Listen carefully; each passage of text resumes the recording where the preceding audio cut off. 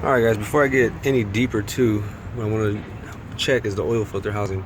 There's a drain bag valve on the house inside the housing, and could cause the low oil pressure not to build up, and it won't supply the high pressure pump that's underneath the turbo.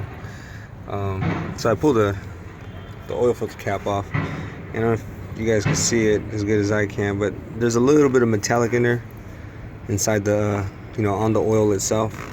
So it's just an indication of something, like debris. It could be aluminum or metal, just depending. A lot of times when the high injection pump, the H-pop goes out, the high pressure oil pump goes out, it throws out aluminum. So this is just a sign. I mean, it's possible.